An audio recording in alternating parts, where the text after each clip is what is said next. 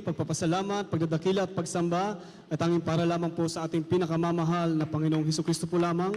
And we also remember and cherish the blessed preachings and teachings of our dearly beloved parents in the Lord. Greetings to the beloved Almeida family and all of the beloved preachers, beloved brethren, and visitors po. Purihin ang ating pinakamamahal na Panginoong Hesukristo po. Hallelujah, praise the Lord.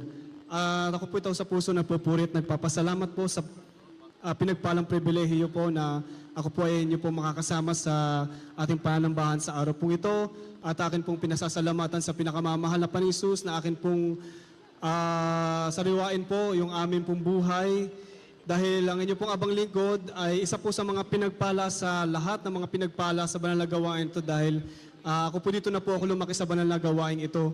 Ang mga magulang ko po ang naunang nasave po sa way back 1980s po, mga minamahal ko mga kapatid. Sila pong lahat, ang aking pong beloved papa, ang aking beloved mama, at yung aking beloved tita po, ay nagtataglay po sila ng iba't ibang mga karamdaman. Ang papa ko po ay may karamdaman po siya na insomnia, at yung aking pong beloved tita naman po ay migraine. At dahil wala na pong kalunasan kahit sa medisina, ang kanila pong mga karamdaman, dumating po yung paanyaya ng ating banal na gawain ng The Jesus Miracle Crusade International Ministry at kanila po itong pinaunlakan at tinanggap ang ating pinakamamahal na Panginoong Hesukristo at nagpabautismo sa pangalan ng ating dakilang Diyos na buhay at kanila pong natanggap ang paghihimala, ang pagpapagaling ng kanilang mga karamdaman. At nung sila po ngayon ay nagpatuloy po sa paglilingkod sa ating pinakamamahal na Panginoong Hesus. And then fast forward po noong mga way back year 1995 po, kami po ay dating nakatira po sa, dahil kami po noon nung nagsimula pa po ng pagbuo ng pamilya ang aking pong mga beloved parents po, ay nagsimula rin po sila sa hirap din po. Bali, palipat-lipat po kami ng mga lugar sa Maynila at nadako nga po kami sa may Fairview, Batasan Hills po. Dati pong mayroon pong barangay dyan. At nagkaroon po ng sunog sa lugar pong yun, minamahal ko mga kapatid, na nagsimula sa palengke. At ito po ay mabilis na kumalat sa buong barangay.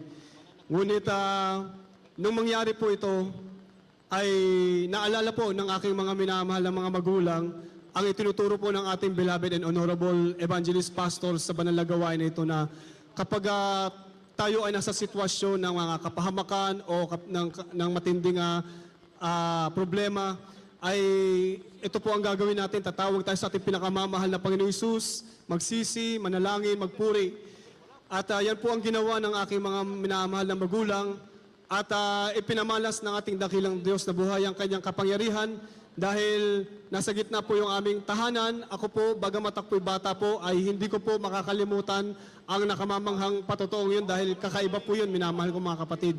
Ang apoy po ay tumutupok po sa aming barangay.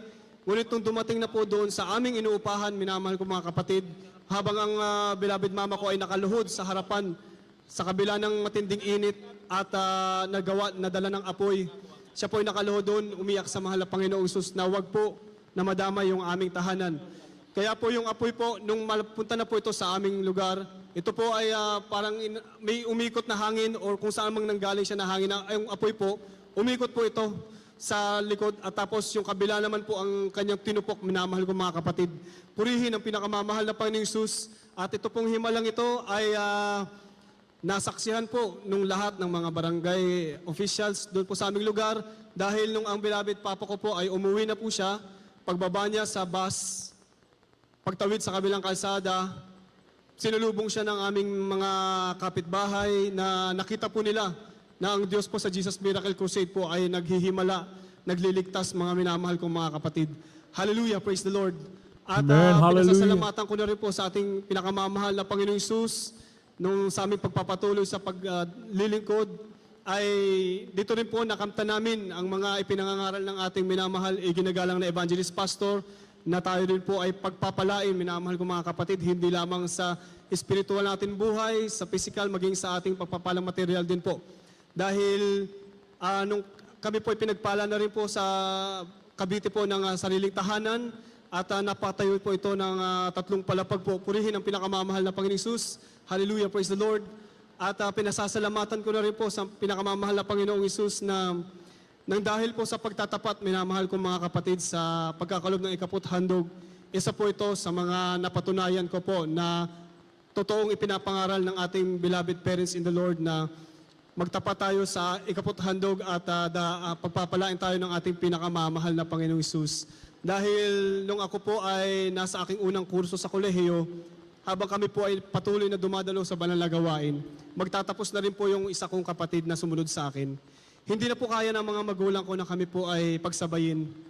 Ngunit isang araw po ay dumating po yung aming malayong kamag-anak at sinare niya po yung scholarship daw po sa Maritime, mga minamahal ko mga kapatid. At ito po yung naging daan, mga minamahal ko mga kapatid, upang pagpalain kami na makapagtapos ng pag-aaral nang wala pong tuition fee, board and lodging libre, yung pagkain po namin libre din po. Pati yung trainings namin, lahat po ito, mga minamahal kong mga kapatid, ay covered po. Allowances na lang po yung kanila pong iintindihin. Magkagayon pa man, minamahal kong mga kapatid, mula sa pag-aaral hanggang sa pagtatrabaho, smooth sailing, mga minamahal kong mga kapatid. Hindi kami nagaya sa iba na talagang nahirapan sila sa pag-apply. Kami po talagang well provided lahat ng ating pinakamamahal na Panginoong Hesus. Hallelujah, praise the Lord. At nang dahil din po dyan, patuloy na pagpapala na pinagkaloob niya, nagkaroon na rin po kami ng sarili po naming sasakyan na siya na po nagagamit ng buong sambahayan po sa pagdalo sa banal na gawain. Hallelujah, praise the Lord. At pinasasalamatan ko rin po ang kagalingan sa mga karamdaman po dahil dati po kasi nung ako po ay, nung nakatira pa po kami sa Tondo, ay nakaranas po ako ng tigdas, minamahal kong mga kapatid. Matindi po siya na tigdas po talaga, lahat lumabas sa balat ko. Tapos isang buwan akong naratay, mga minamahal kong mga kapatid, sa murang edad po, sa kabataan ko po. Ngunit dahil sa patuloy na pagtatapat ng mga aking mga magulang, sa pagdalo, sa paglilingkod, sa pagsunod sa pinakamamahal na Panginoong Hesus, kahit walang gamutan, minamahal kong mga kapatid, ay pinagkaloob ng ating pinakamamahal na Panginoong Hesus yung kagalingan sa inyong abang lingkod po. Hallelujah, praise the Lord. At pinasasalamatan ko rin po nung ako ngayon ay nagtatrabaho na po sa barko. Bagamat hazardous po yung trabaho doon, ay napatunayan ko rin po na ang Diyos natin kahit saan po tayo nandoon, hindi po tayo iniiwan ng pinakamamahal na Panginoong Hesus. Amen, glory. Hallelujah. Kasi one time po, habang kami po ay nasa mooring station para dumikit sa pantalan, yung lubid namin na spring line, na yun pa lang ang nakakabit. Dahil sa kabahan ng aming kapitan sa lakas nung hangin, dahil may masama po ang panahon, sa harapan po namin ito, mga minamahal ko mga kapatid, ilang di pa lang po ang layo sa akin. At yung kasama kong AB, nasa harap ko kami. Yung lubid po ay Atlas. Isa po ito sa pinakamatibay na lubid at hindi po ito yung lubid na nagbibigay ng senyales na mapuputol siya. Basta mapuputol na lang siya. At nangyari nga po yun sa harapan po namin, ngunit purihin ng pinakamamahal na Panginoong Hesus na ako po ay pinag-ingatan ng ating dakilang Diyos. Hallelujah, praise the Lord. At maging sa mga debris, kasi may ilang beses na po na naranasan ko po na ako po ay tamaan sa mata ng mga alabok or buhangin ng mga malalaki na tinis ko po minsan 2 araw, 3 araw, minamahal ko mga kapatid. Hindi ko po ako, bagamat libre po yung hospital every time na kami ay dumadaong sa pantalan, hindi ko na po ipinapa-hospital, minamahal ko mga kapatid. Tanging ang ginagawa ko lamang po, inililehans ko lang po ito, isasama ko sa panalangin, sa pagpupuri po, and then eventually po, hindi ko na mamamalayan, pangatlong araw, pang-apat na araw, nalaglag na pala yung mga debris, tapos naghihilom siya ng mag-isa, mga minamahal ko mga kapatid. Hallelujah, praise the Lord. At namangha po ako na ganun po kahit ilang beses na nasugatan na ako sa kamay ng malalim, sa tuhod, and everything po. Bagamat yung mga gayong bagay ay pinapahintulot po ko minsan bilang paalala, ngunit maraming salamat sa pinakamamahal na Panginoong Hesus sapagkat tayo po ay patuloy na pinapaalala upang manatili tayo sa pakikipagrelasyon sa pinakamamahal na Panginoong Hesus kahit na malayo po tayo.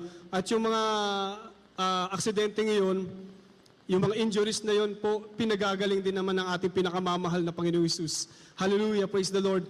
At maraming salamat sa pinakamamahal na Panginoong Hesus sa araw-araw po sa patnubay din po at sa pag-iingat din po na kapag ako po ay nagmumotor, mga minamahal kong mga kapatid. Kaya po marami pang mga pagpapalang yan na pinagkaloob ng dakilang Diyos sa araw-araw po sa aking mga magulang, sa kanila pong kalakasan, bagamat sila po ay na may edad na po. Ngunit wala na po akong patuloy na mahihiling pa sa pinakamamahal na Panginoon Jesus, kundi yung patuloy po kaming panghawakan at patuloy na manatili sa banal na gawain ito hanggang sa pagbabalik na po ng ating dakilang Diyos. At ang lahat po ng kapurihan, kapasalamatan, pagdadakil at pagsamba at tanging para lamang po sa ating pinakamamahal na Panginoong Jesus. Praise God. Yun po ating mahal na Panginoon at